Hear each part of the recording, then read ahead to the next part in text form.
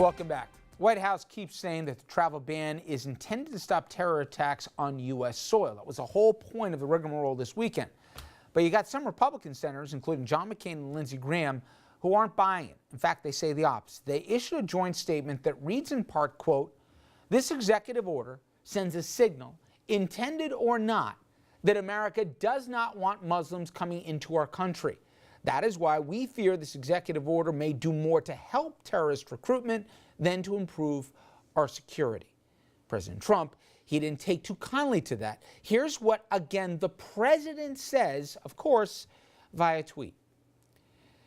The joint statement of former presidential candidates McCain and Graham is wrong. They are sadly weak on immigration. The two senators should focus their energies on ISIS, illegal immigration, and border security instead of always looking to start World War III. Again, those are the words of our president. Now, these again are the 7 countries that are subject to the restrictions: Iraq, Syria, Iran, Libya, Somalia, Sudan, and Yemen. Now, I want you to consider again, the CATO Institute, and Richard will tell you, they'll never be confused with liberals, very conservative, pro-national defense think tank here. They did a study of the 7 nations, and this is what that think tank came away with. No terrorist from these places has carried out a lethal attack in the United States. Indeed, no Libyans or Syrians have even been convicted for planning such an attack. Moreover, the likelihood of being killed by any refugee from any country is just 1 in 3.64 billion, and that is with a B. Okay, now, if you wanted to pick some countries, I could argue, let's start with 9/11, because throughout the campaign, am I wrong, Andrew? That was a reference that the president made. President said, listen, look, we don't ever have a 9/11 on our soil again. We got to make sure we keep the people out. Well, the 19, last time I checked, 15 came from Saudi Arabia. Also not on that list, Pakistan, Afghanistan, Egypt, UAE. My point is, people who finance terror, people who have had terrorists that have come from these places, they're on the list. Now, a conspiracist might say, well, what do some of those countries have in common? Well, I don't know, Andrew. What do some things in Egypt and Saudi Arabia and the UAE have? Well, we do a lot of business with those countries, and Donald Trump does a lot of business with those countries. He has hotel properties in each of the following, as well as some other things. So now you open in to say, all right, if you're going to have a policy and you're going to start with these 7, why these 7? Why not others? They claim it's not a Muslim ban, but already General Flynn's son and others are hashtagging Muslim ban, yay, go ahead and do the rest. This is a PR. Forget about practical, forget about ethical, forget about morality. Practically, this just doesn't make sense. It doesn't make any sense, and I think that the concerns that Graham and McCain laid out, that this might actually lead to more attacks or greater hostility, is a valid one. But this is also one of those issues it's easy to understand it the wrong way.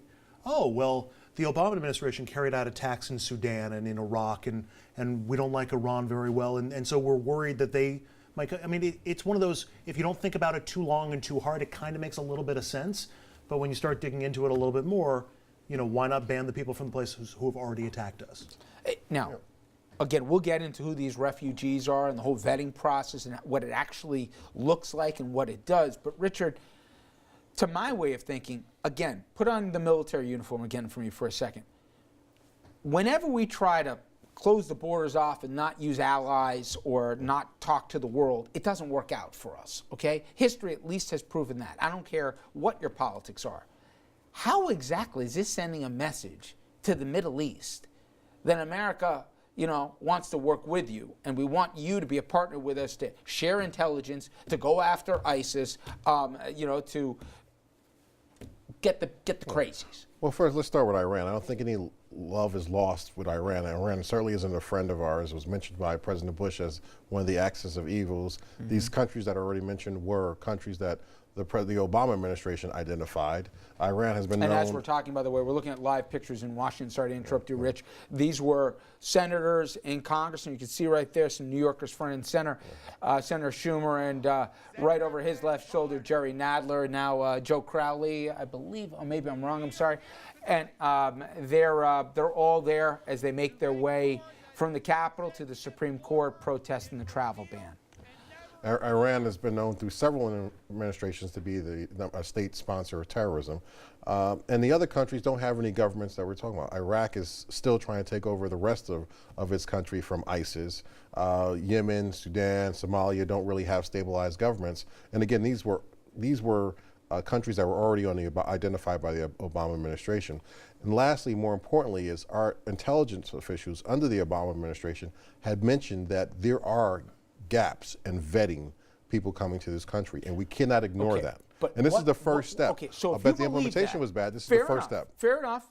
And that has been said, and the Obama administration had identified not just these 7 countries and more. Today, the Trump administration says, hey, there's 40 more Muslim countries that were not put on that list. But what's going around the Middle East right now? Oh, this is part of the beginning of an oil grab. Remember how Trump said they should have taken the oil out of Iraq to go pay for all this and the rest? This is part of something more. Whether it's true or not, who knows? But the messaging just sounds like you're picking favorites, you're picking on a particular faith here, because let's just remind everybody, Dominic, what did Donald Trump originally campaign on before he went for intense vetting? He was going for a ban of who? Muslims. Muslims. He said it, the Muslim ban. So people think this is 2.0, don't they? No doubt about it, Richard. Your assessment is correct. I guess the president is not, and I'm shocked to even say this, the president is not even concerned about the message that's going overseas to other Muslim countries. This plays into his narrative of America first and being proactive with his base. Nationalistic, yep. Right. And America first and being proactive in terms of fighting terrorism. But it's ridiculous. And think about this. You read the tweet. Think about it for a second. He's one of the only people in the world that could start a war, right? And he's talking about World War III. It may be in passing, but in a tweet. But why would you use that type of language? You've been in the White House for 8 days. Why would you say that? And just for we know, to ridicule Chuck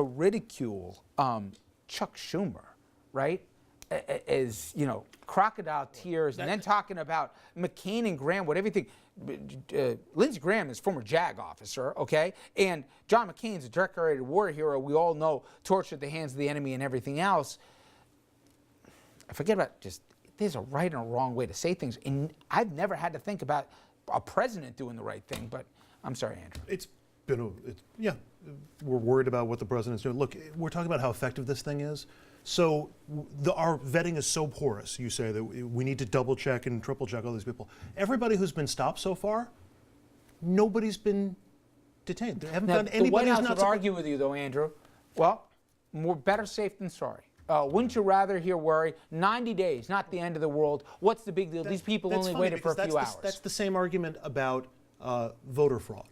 Hey, you know what? Better safe than sorry. So what if we kick a few people off the rolls so that we can make sure that we don't have any voter fraud? This is a problem. A solution in search of a problem. And by the way, I have one question for you, Richard. Yeah. If we are going to take an approach now across the board that, hey, you know what? If we inconvenience some people, so what? How about putting people, banning people from being able to purchase guns if they come from certain parts of the world? Or how about, by the way, if depending on one's nationality, if we think so, let's ban guns there. How do you think the NRA would feel about that? The question is, where does it stop there, right? Mm-hmm. But if you can tie it into protection for Americans, if you come from a certain country, you've been identified, you're under investigation, you're on a watch list, then you shouldn't be able to Richard, I have a question. Buy guns. I mean, that's certainly reasonable. As a man who's an attorney who understood the constitutional protections, who also understood how the framers had a mind of 3 equal branches of government, are you a little worried about some of the stuff you've seen in the first 8 days and where, as you said, it stops? Look, the implementation, I agree, not just was bad. Are you worried about how this administration sees their role and the role of the other parts of the judiciary branch or the legislative branch? Are you a little worried? I'm not worried. I'm worried about the implementation if they're going to do, because this is the first major policy initiative out of the Trump administration. And if we continue to see implementation like that, that is a problem. Okay. One thing we didn't talk about is homegrown terrorism, which is really a threat. And more so. people said this also. Americans. Yeah. All right. Coming up next. During the campaign, Trump said he wanted a Muslim ban. Now that he has signed an executive order banning people from those 7 Muslim-majority countries, he's saying it's not a Muslim ban. We're going to take a look at whether or not it is.